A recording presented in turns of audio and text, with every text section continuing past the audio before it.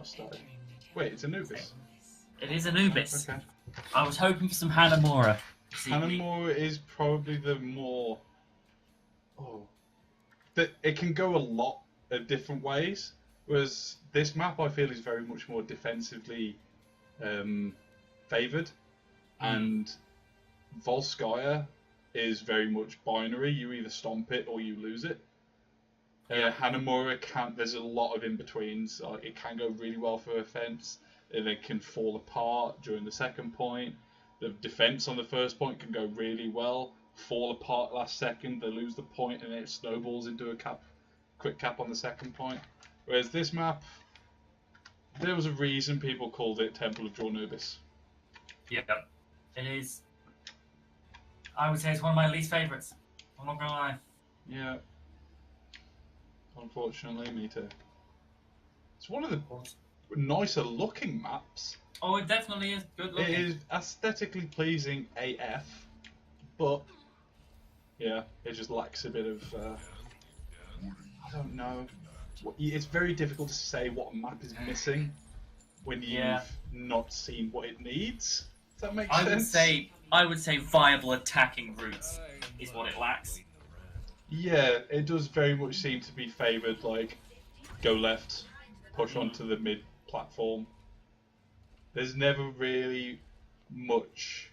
Well, to be fair, there's one way into the map. You've got that front gate, which is consistent across Volskaya and Hanamura. However, the difference is on both those maps, you've got a slight flanking option. You've got the aerial route from Hanamura. And on Volskaya, you can obviously go a comp where you can get over that gap. This map, however, you've got to come through those front doors. And we've seen a quick pick up onto the dive. Both tanks have gone down pretty quickly here. This was ambitious. It was ambitious. By the attacking team, so it's very top gear, ambitious, but rubbish. Suddenly it's turned. I feel that massive. The massive twist was on that very quick Winston resurrection. There wasn't any dilly-dally about it. It was just like, quick, get that res. No one was able to stop the Mercy. There was a hook available. There's a McCree. They could have knocked it away with a concussion mine, pulled it away with Holt. There's a lot of options there to stop that Mercy from resing, and none of them were able to do it. No. So I feel that was not quite what they were expecting. I feel this next attack will catch them by surprise as well. They're all beautiful. That is beautiful. That is beautiful on the Widow. But again, there is a tracer behind that no one has seen. But that was a good example of what they've been practicing a lot of. I've seen some of their practice mode time, and they are trying to pull off those halts into the hook, and that one was perfect. It was exactly on a target that they wanted as well. The bigger thing about it is that it pulls them out of res range. Big stick. This fight is not going the way they wanted it to go at all. No, that is a very big tire, but is it quite enough? They're getting at least one tick. Yeah, that's one and a half. The only things there to contest at the moment are the two healers. There's a Genji that's made an appearance now as well. However, this could be huge. There's a... That's an interesting decision. Yeah. Oh, that's just on the half. They've got away with that there. That was very, very lucky, I guess. Yeah. Yeah, it was fine margins in that. And that cancel on the res with the snipe from the Widow, who was uncontested. She's just been there, sniping down from that high ground, advantage point. Free open season, as you said previously. It that was pretty poor. Not having Beaver and having Mark Mallow on the McCree, nothing contested that Widow. Nothing. The McCree didn't stay for very long. He did switch it over to the Genji, but I still feel that Genji was pretty lackluster. It was more of a point the switch was to get onto the point quick, try and get something done. He died. Genji's just a bit quicker than McCree, so stuck with it to try and contest the point. But ultimately, it did fall over. So now we're seeing the same comp as we saw last time when they did win the point at Lijiang Tower for the attacking this team. is interesting because it feels like the attacking team have gone with the tanks that the previous attacking team went as that got the point, but the defending team are going with the same tanks that the defending team went that fell over with their attack.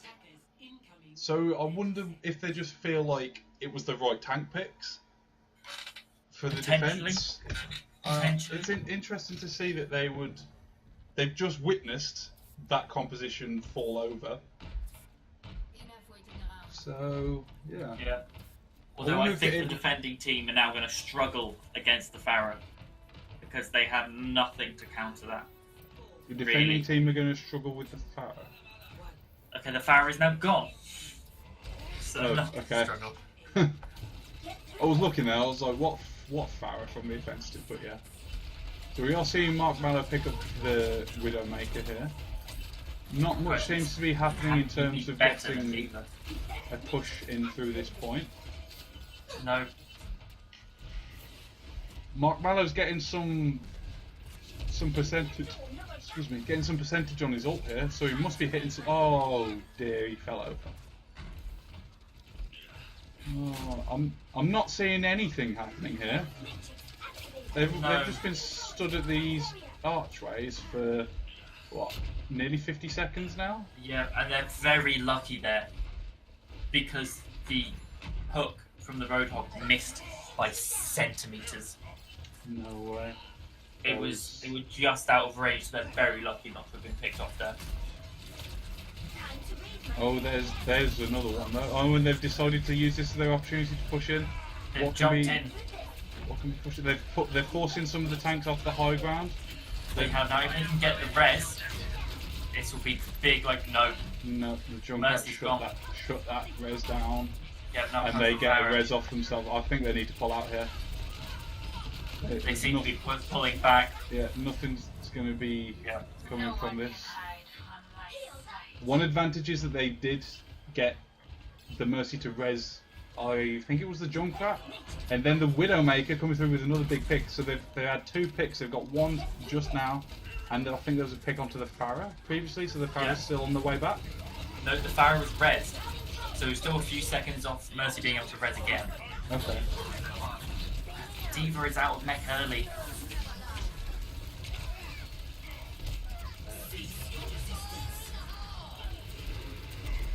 But the Mercy at the back is fairly uncontested, but just not really getting picked at the moment. Yeah, that Junkrat. There was some attempts to get that Junkrat tire down, but ultimately it didn't happen. It was very low, so it was quite unlucky that one more hit of damage would have taken out that Junkrat tire, which could have swayed that fight. However, was not to be. They're still trying to go with these dive tank. I think they're relying on a pick from this Widowmaker to then go in. They've got Genji up now, which is good for if Genji and the Winston and the D.Va all die for the same target. Genji can whip out his sword and take out. Oh my word! Two huge picks coming in from the Widowmaker here. And in comes the Blade. Although I'm surprised there was no defending Transcendence against that. They had already lost two. They might have thought they've had a better bet of trying to hold as it is, but this looks like they're going to grab the point here, Sam. Well. Oh, there's a Pharah coming round. Pharah coming round the side potentially. No, the Pharah's heading back. No, yeah, the Pharah's back out. And gets picked off. That's huge. That is. If they can rush that point now, get on it, start contesting it. There is a D.Va ultimate, Winston ultimate, and a Transcendence. There's some pretty big controlling zoning ults. The Pharah is now back. They've not taken full advantage.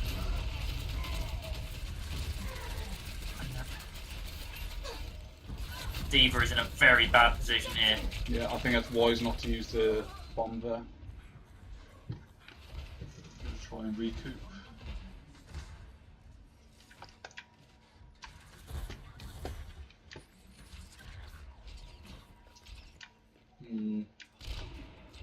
Another massive pick. Another pick from But Marco. it's just being rezzed. But that's still 30 seconds. If they get another one, that is big.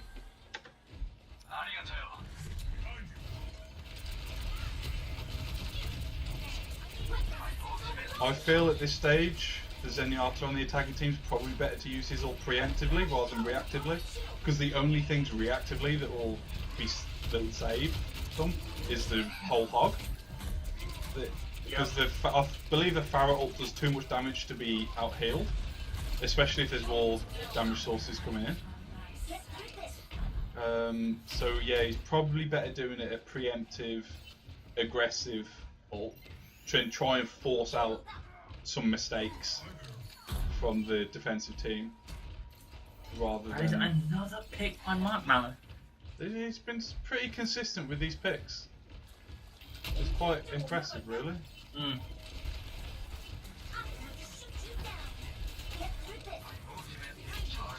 Unfortunately, they don't seem to be doing much when it gets done. By the time, once Mark Mallow's picked someone off, by the time they seem to go in for an attack, yeah, there's another pick. they've already respawned. But at this point, it just gets res. Team And Liquid has another pick. two. They That's need to big, be but- doing so. Oh, they need to be doing something with these picks. There's just very little going down. Yeah. I feel they're maybe scared of going in against the hog, because they obviously they know he hasn't ulted for a while. The whole hog on this point in particular can be devastating. You just slam them against one of the walls and just keep rinsing into them. But I think it's something they just need to deal with. But at the same time, if you don't make him get rid of it, you're always going to be scared of it. Yeah. There's the transcendence. That's what they're after. That's big. That's very huge. big. Dragon Blade coming in. Deep. Oh, this is it. Oh, That is the huge fight they counter. wanted and needed to take. They still have the D.Va ult as well to zone people off the point right at the end. So they need to wait, let this tick up, let it tick up, drop the ult, like when it's about halfway, right in the middle to stop them having to be able to. This is quite messy, but No, they're not picking people off as quick as they need them to. And that Orisa barrier is just going to... yeah, everyone just ran through the barrier to the other side of it. Can they get that Zenyatta? I think they're getting the high priority targets. Orisa going down, followed swiftly by the Mercy maybe. No, the Mercy manages to get res.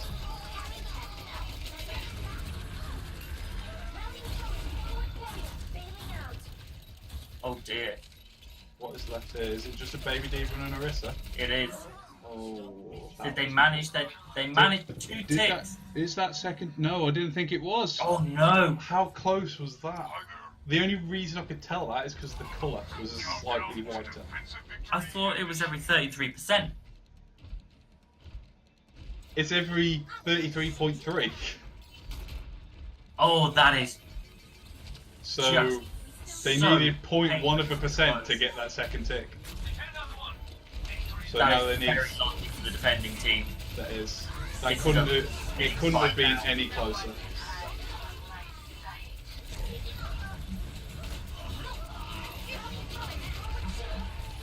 Oh, they're just falling one by one.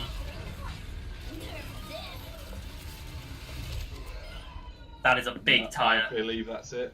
That is. Okay. Oh no! There's one more. There's a contest. No. No, that's all. Oh, what a shame. That was. That was close. That was It close. was. Well, I didn't- it was close to them taking the point. Comparatively, Yeah. that first push. I feel that the fight that swung it was one of the better fights and a better play by the offensive team overall. Like, Yeah. it was really, really, really well done. It was just unfortunate that it didn't buy enough time for them to capture the entire point. Yeah. It's a shame. But I believe that is that for today, as far as I'm aware. I have just been told there is maybe one more. Maybe one more. Maybe one more. My word, we are being treated today. Definitely are.